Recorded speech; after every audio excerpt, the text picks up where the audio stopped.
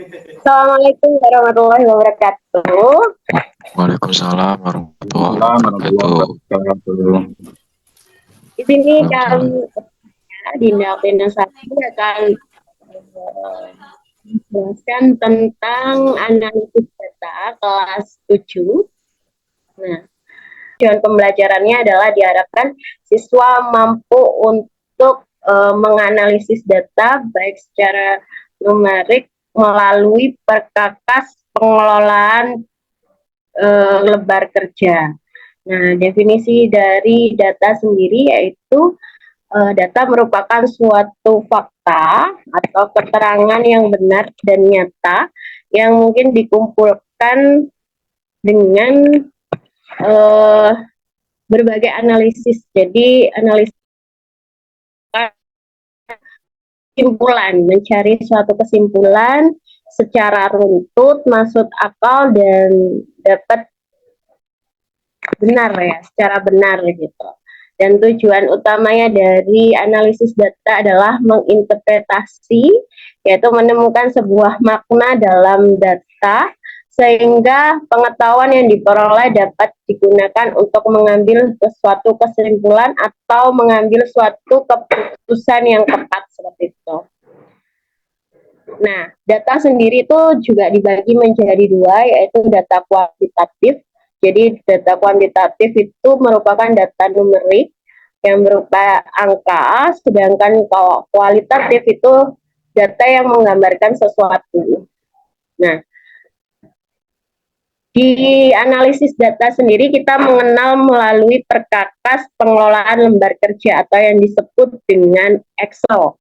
Nah, berikut adalah fungsi dari Excel yang bisa kita gunakan seperti sum, kemudian sum itu adalah untuk menjumlahkan angka, kemudian pada cell atau range, nah maksimal itu adalah kita mencari nilai besarnya, kemudian ada min, nah min ini kita bisa menampilkan nilai terkecil dari suatu data.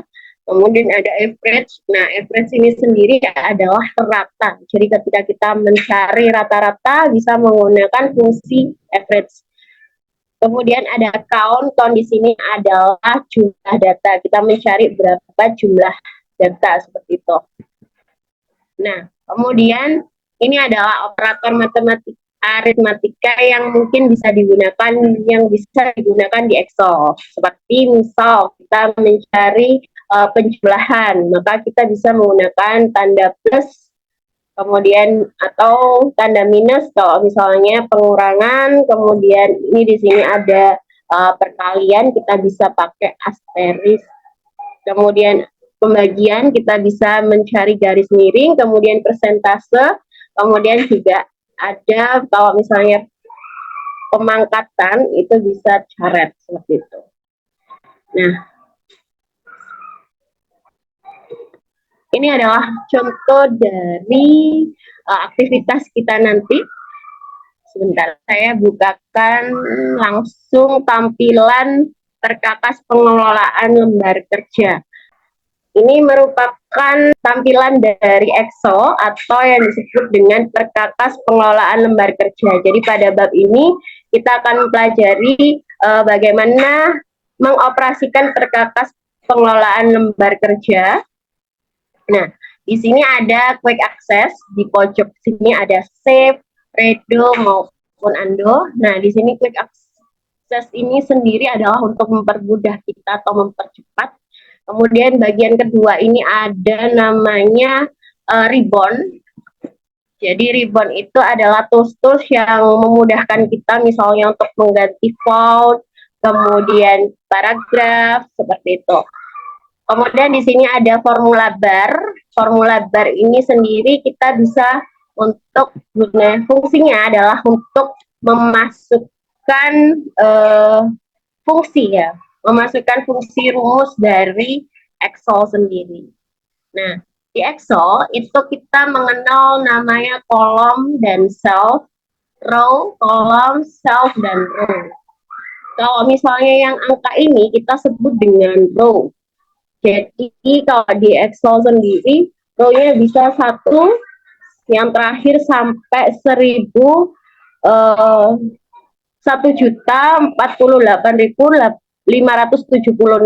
Jadi kalau ke bawah kita 1.048.576.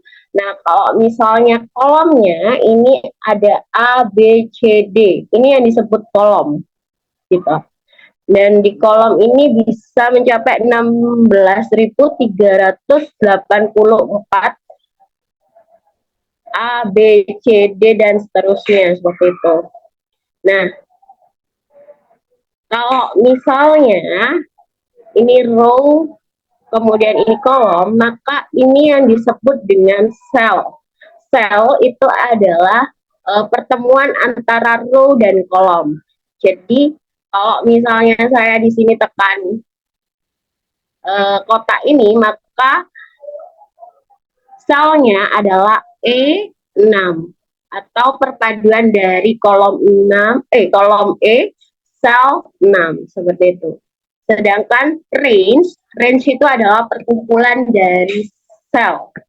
Nah, kalau misalnya saya blok di sini, ini yang disebut dengan range. Berarti range F1, F2 sampai dengan range F9.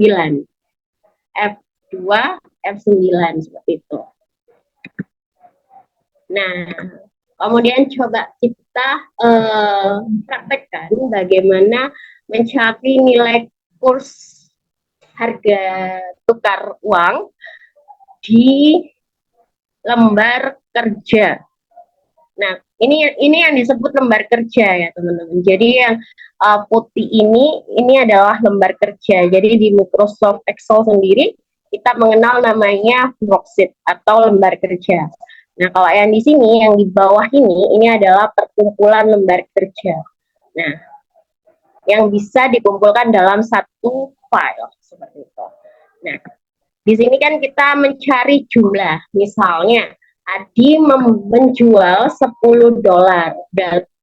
Berarti kalau misalnya menjual $10, berapa kalau dirupiahkan? Maka kalau misalnya kita jual, maka yang kita gunakan adalah nilai harga beli.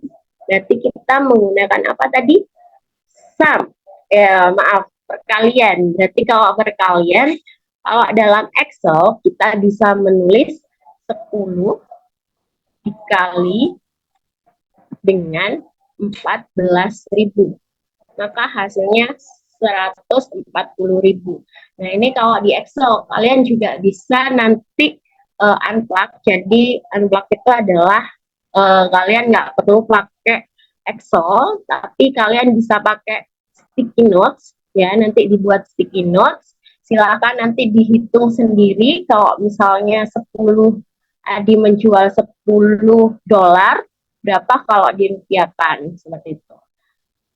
Sama juga ketika Dani. Nah, kalau Dani ini misalnya dia membeli $40. Kalau dirupiahkan berarti menjadi berapa? Berarti sama dengan $40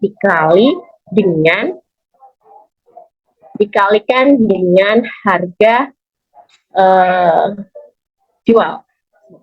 Karena di sini beli, maka di sini dikalikan dengan harga jual. Dan seterusnya. Nah, untuk mempermudah Excel, itu kita bisa drag langsung, karena di sini itu nilainya biar tidak bergeser, biasanya kita pakai menggunakan string.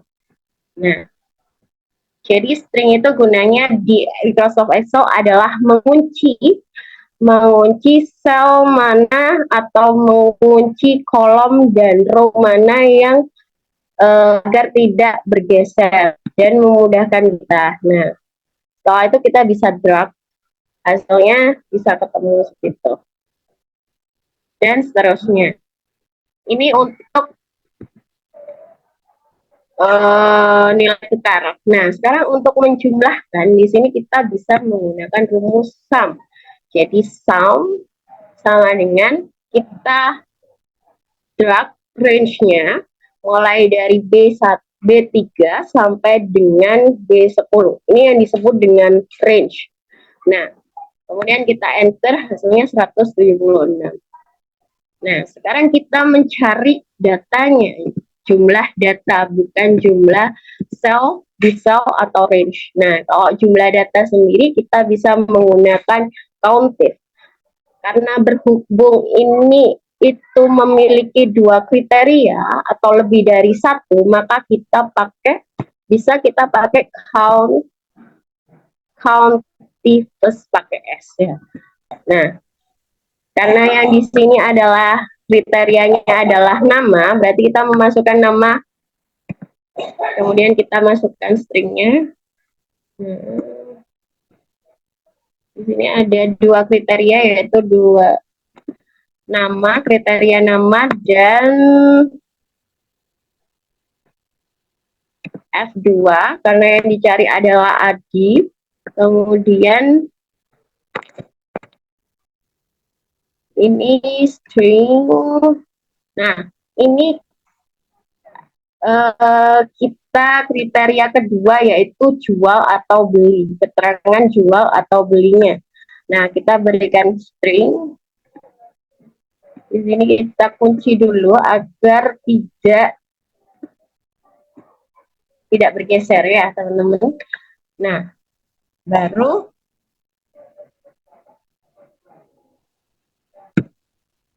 kita yang dicari adalah hanya yang beli. Berarti kita string lagi seperti ini.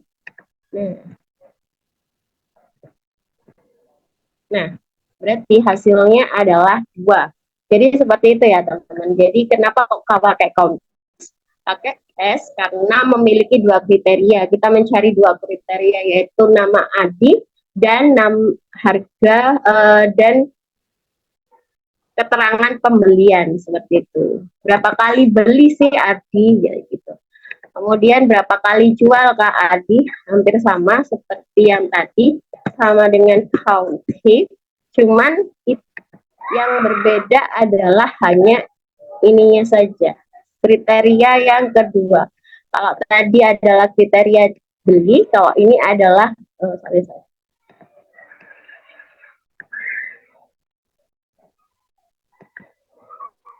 kalau ini adalah kriteria jualnya. Nah, kita berikan string agar kita memudahkan kita. Nih.